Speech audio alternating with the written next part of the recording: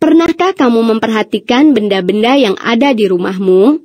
Benda-benda tersebut terdiri dari bermacam-macam warna, bukan? Atau coba lihat, ini adalah rumah yang dindingnya berwarna biru dan gelas yang berwarna hijau.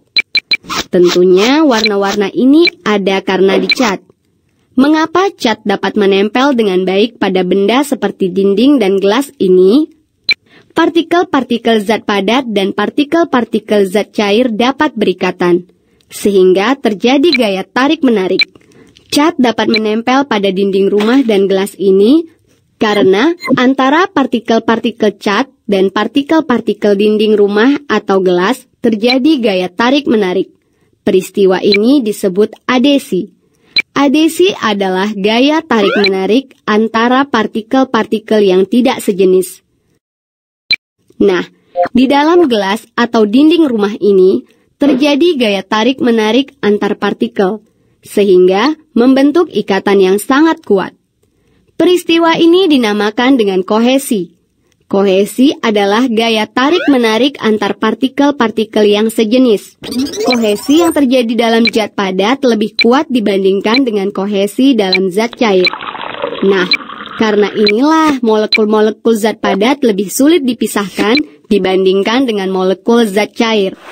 Sedangkan kohesi yang paling lemah terjadi pada gas.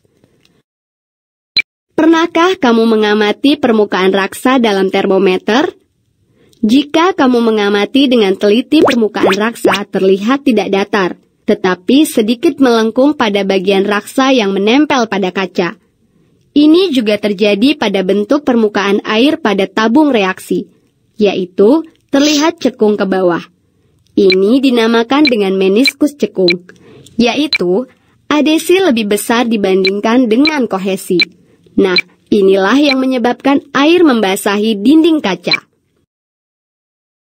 Kalau begitu, bagaimana dengan permukaan raksa pada tabung reaksi tadi? Permukaan raksa terlihat cembung. Ini dinamakan dengan meniskus cembung, di mana adesi lebih kecil daripada kohesi. Nah, inilah yang menyebabkan raksa tidak membasahi dinding kaca, sehingga raksa lebih sering digunakan dalam termometer. Kapilaritas. Coba perhatikan tumbuhan di lingkungan sekitarmu. Tingginya berbeda-beda, bukan? Tumbuhan ini dapat hidup karena kandungan air dari dalam tanah tercukupi. Air dari dalam tanah tersalurkan melalui pipa kapiler pada batang tumbuhan. Makin tinggi tumbuhan atau pohon, maka daya kapilaritasnya makin besar. Untuk mengamati peristiwa kapilaritas, kamu bisa gunakan cara yang sederhana ini. Pertama, isi bejana dengan air. Kemudian, kamu celupkan 2 buah pipa kapiler berdiameter masing-masing 2 mm dan 3 mm tegak lurus dengan bejana. Amati apa yang terjadi. Lalu, angkat pipa kapiler dan kosongkan air dalam bejana. Kemudian, ulangi percobaan pertama, tetapi bejana berisi raksa. Amati pula apa yang terjadi. Nah, kalau begitu, apa bedanya? Ternyata, tinggi permukaan air dalam pipa kapiler lebih tinggi daripada permukaan air dalam bejana. Berarti permukaan air naik. Lihat juga pengaruh besar kecilnya diameter. Semakin kecil diameter pipa kapiler, semakin tinggi permukaan air dalam pipa kapiler. Sedangkan permukaan air pada pipa kapiler yang berisi raksa, tingginya lebih rendah daripada permukaan air dalam bejana. Berarti permukaan raksa turun. Jika diameter pipa kapiler semakin kecil, maka permukaan air dalam pipa kapiler semakin rendah. Jadi, kapilaritas adalah peristiwa naik turunnya suatu zat melalui lubang yang sempit atau pipa kapiler. Kalau begitu, adakah manfaat dan masalah yang ditimbulkan dari kapilaritas? Coba perhatikan kompor di rumahmu. Bagian bawah sumbu tercelup dalam wadah minyak yang ada pada dasar kompor, bukan?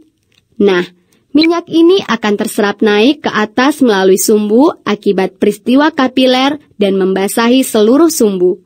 Jadi, sumbu di sini berfungsi sebagai pipa kapiler. sama seperti handuk, kain pengepel, dan sapu tangan, dan juga pada tumbuhan. Semua ini merupakan manfaat kapilaritas dalam kehidupan kita sehari-hari. Jadi, bayangkan saja jika kapilaritas tidak ada. Nah, kalau ada manfaat, biasanya ada kerugiannya juga kan? Masalah yang diakibatkan kapilaritas adalah pada waktu musim hujan. Air hujan akan mengenai dinding luar dan merembes ke dalam melalui pori-pori dinding karena gejala kapiler.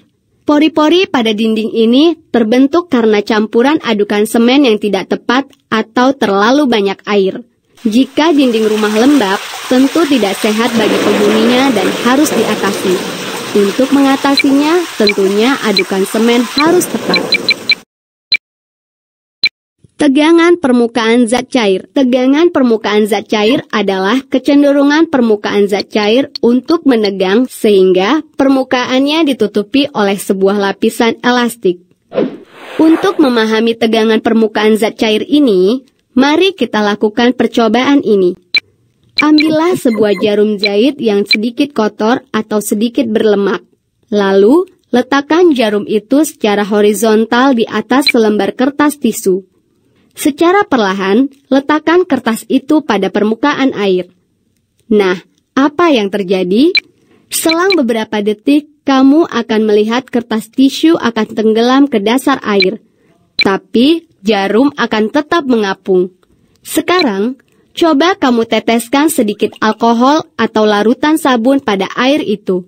Ternyata, jarum akan tenggelam karena tegangan permukaannya berkurang.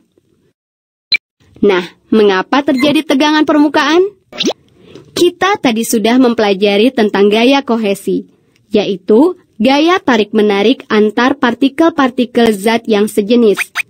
Pada permukaan zat cair, tiap partikel ditarik oleh partikel-partikel terdekatnya yang berada di bawah dan di samping, tetapi tidak ditarik oleh bagian atasnya, atau karena tidak ada partikel di atas permukaan. Sehingga gaya berarah ke bawah. Sehingga lapisan atas seakan-akan tertutup oleh selaput elastik dan akan menyusut sekuat mungkin. Inilah yang kita sebut dengan tegangan permukaan. Nah, karena tegangan permukaan inilah, tetesan-tetesan embun yang jatuh pada sarang laba-laba akan berbentuk seperti bola. Dalam permukaan itu, cairan akan mendapatkan daerah permukaan yang tersempit. Apakah tegangan permukaan ada kaitannya dengan kehidupan sehari-hari? Pernahkah kamu melihat pakaian yang dicuci dengan air panas? Adakah bedanya mencuci pakaian dengan air biasa? Nah, tegangan permukaan air juga dipengaruhi suhu. Makin tinggi suhu air, makin kecil tegangan permukaannya, sehingga makin besar pula kemampuan air untuk membasahi benda itu. Jadi, ketika pakaian dicuci dengan air panas, kotoran pakaian akan lebih mudah terlarut dalam air. Hasil cucian pun akan menjadi lebih bersih dibandingkan dengan mencuci dengan air biasa. Sama halnya dengan deterjen, didesain untuk menurunkan tegangan permukaan. Sehingga, pakaian yang dilarutkan dengan deterjen akan lebih bersih dibandingkan dengan air biasa.